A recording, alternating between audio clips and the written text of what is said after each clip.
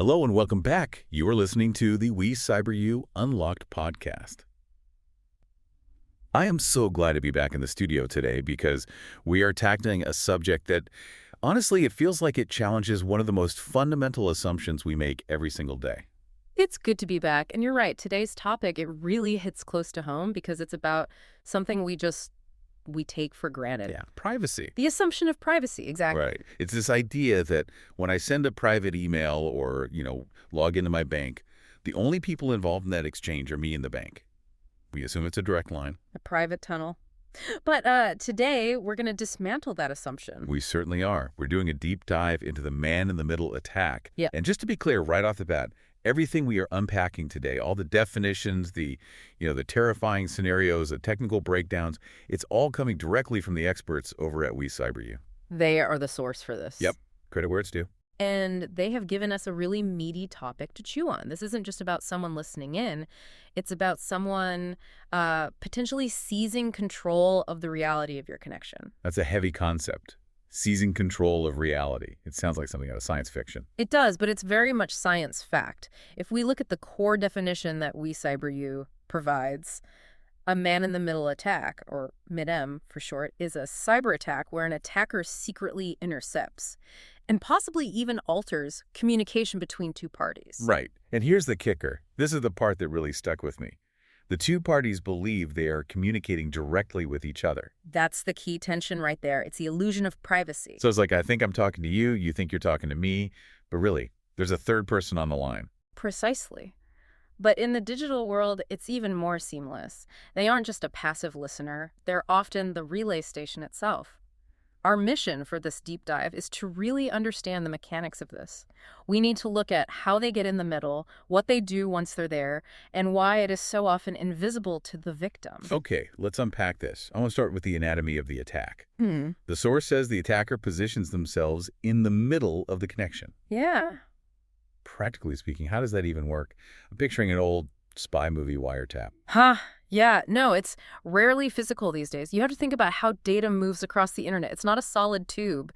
It's packets.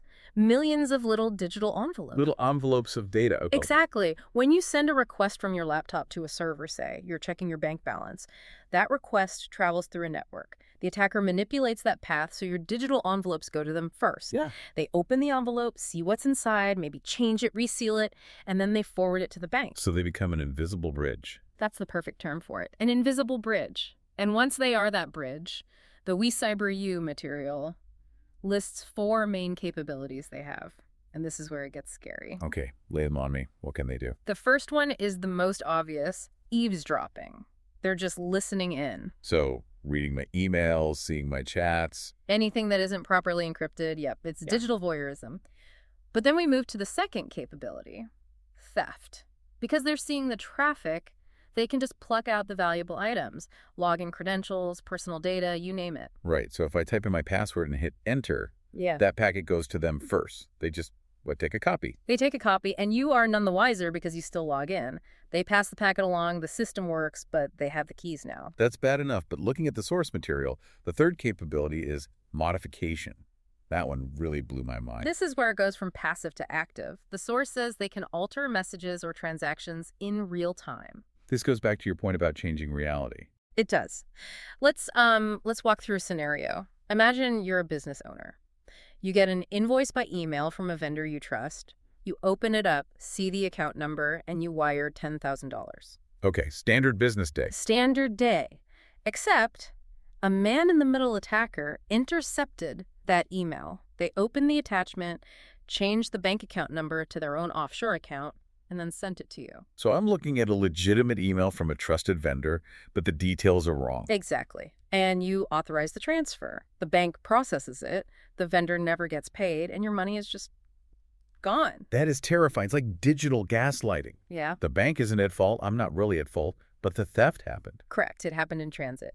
And the fourth capability mentioned is injection or redirection. This is where they might inject a virus or just send you to a fake website entirely. So I type in mybank.com, but I land on a lookalike site designed to steal my info. Exactly. And because they control the connection, they can make that fake site look incredibly convincing. Okay, so that's a disturbing image. We know what they can do. Now I want to know where this happens. The source has a section on what I'm calling the danger zones. Yes, the environments where you're most vulnerable. And the number one culprit seems to be something we all use constantly: public Wi-Fi. Public or unsecured Wi-Fi networks are they're prime hunting grounds. The WeCyberYou report is very clear on this. Why is that? Is it just because it's an open network? It's because of how Wi-Fi works. It uses radio waves. If a network is unsecured, it's basically broadcast of your data. It's like shouting your conversation in a crowded room. An attacker can just sniff those packets out of the air. So the coffee shop, the airport, the hotel lobby, all high risk. Very. But there's a specific type of threat mentioned in the source that takes us a step further. It's called the evil twin. Evil twin hotspots. I love the name. Sounds like a soap opera villain. It's deceptive. An evil twin is a fake Wi-Fi hotspot that an attacker sets up to mimic a legitimate one. Okay, so walk me through that. Let's say you're at the airport. You open your Wi-Fi settings. You see a network called Airport Free Wi-Fi. Signal is okay, but right below it you see another one. Airport Free Wi-Fast. Full bars. I am clicking on fast every single time. 100%. Of course you are. We all would. But that second network, the airport didn't set that up. The attacker, sitting 3 gates down, did. So when I connect, You're not connecting to the airport. You're connecting directly to the attacker's laptop. They are now your internet service provider. All of your traffic flows through them. They are the man in the middle. wow, that's incredibly sneaky. It just relies on us being in a hurry. It relies on trust and convenience. And speaking of trust, the source also mentions encryption as a major factor, specifically the lack of HTTPS. Right, that little padlock icon in the browser bar. Exactly. HTTPS stands for Hypertext Transfer Protocol Secure. Think of it like an armored truck for your data. And if a site is just HTTP, without the S. Then the data is sent in plain text, readable text. If I intercept your traffic on a non-secure site, I can read it like a book. Username, admin, password 123. It's all right there. So using non-secure sites makes the attacker's job a whole lot easier. Massively. HTTPS scrambles the data so it just looks like nonsense to anyone who intercepts it. Okay, so if I'm on an evil twin network, but I only use HTTPS sites, am I safe? You are safer. But, and this is a big, but sophisticated attackers have tools to get around that. This leads us right into the toolkit section of the source material. I want to get a little technical here because the jargon gets thick. The WeCyberYou source material lists things like SSL stripping, session hijacking, and ARP spoofing. Let's break these down. Start with SSL stripping. That sounds like it connects to what we just said about encryption. It does, directly. So you feel safe because you see the padlock. Right? Usually, yeah. SSL stripping is a technique where the attacker, remember, they're the relay station, they downgrade your connection. You type in https://bank.com. The attacker intercepts that. They connect to the bank securely on your behalf. So the connection between the attacker and the bank is encrypted. Okay, so the bank thinks everything is fine. Correct.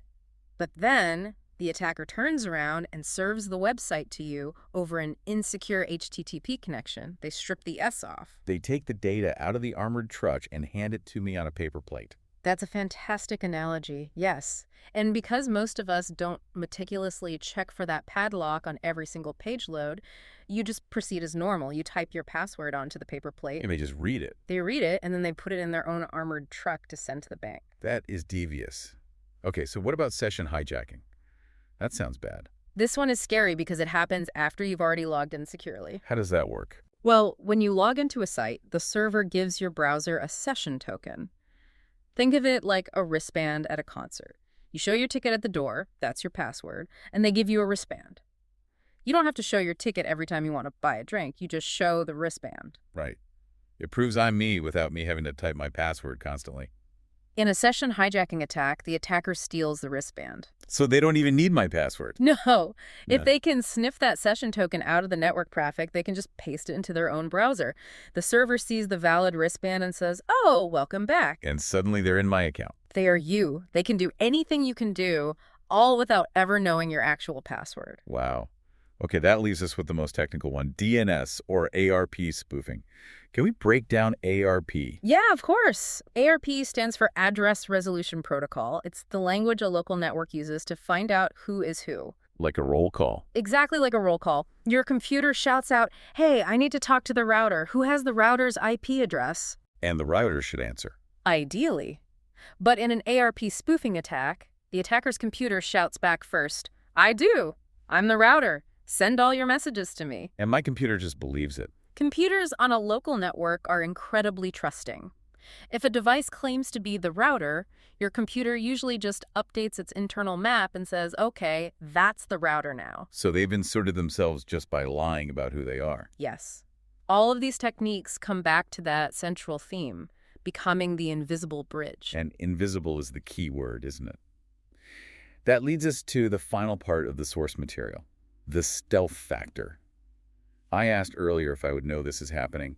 The source is pretty blunt. It is. It says MitM attacks are commonly invisible to the victim. No flashing red lights, no pop-up warnings. Usually not. Because the attacker is still forwarding your traffic to the real destination, the internet still works. You load the page, you send the email, everything seems normal. Would I notice anything? Maybe it's a bit slower? You might notice a slight lag. But honestly, if you're on public Wi-Fi at a coffee shop, you just assume the internet is slow anyway. Right. I'd blame the coffee shop, not a hacker. Exactly. We blame the infrastructure, not a malicious actor. That makes the consequences so much worse. The source lists the impact. Identity theft, financial fraud, account compromise. The damage is often delayed. Right. Because the attack is invisible, you don't realize you've been compromised until much, much later. They might steal your credentials today, but not use them for months. By the time you see a fraudulent charge, you have no memory of that airport-free Wi-Fi connection you used weeks ago. You can't connect the dots. You can't connect the crime to the crime scene. It all happens in that invisible space between you and the server. It really is a ghost in the machine. A ghost that takes notes and steals keys. Well, on that cheerful note, let's start to wrap this up. We've covered a massive amount of ground. We have. It's a complex topic. If we look at the big picture takeaway from the WeCyberYou material, it's that a man-in-the-middle attack is fundamentally a breach of trust, a breach in the connection itself. It is. It's about an attacker exploiting that space between two parties, whether it's through an evil twin, SSL stripping, or spoofing. The goal is the same: steal, listen, and alter, all without being detected. And remember, knowledge is your best defense. The more you understand how these mechanics work, the safer you can be. Absolutely. Awareness is step one. I want to remind everyone that you're listening to the WeCyberYou Unlocked podcast. This deep dive was powered entirely by the incredible resources from WeCyberYou. If you found this helpful, we really only scratched the surface. You need to see what else they have to offer. Please take a second right now to follow this channel. And for more educational cybersecurity content just like this, you have to visit their website. It is WeCyberYou.com. That's WeCyberYou.com. There's a wealth of information there. It's definitely worth your time. Definitely check it out. WeCyberYou.com. Now, before we sign off, we want to leave you with one final thought to mull over. We talked a lot today about the illusion of connection. So here's the question I want to leave you with. If a man-in-the-middle attack creates a seamless illusion where you believe you are communicating directly but aren't, how can you ever be 100% certain who or what is on the other end of your digital connection? Is it the bank? Or is it the invisible bridge? Something to think about next time you see that free Wi-Fi sign. Thanks for listening, everyone. Stay safe out there.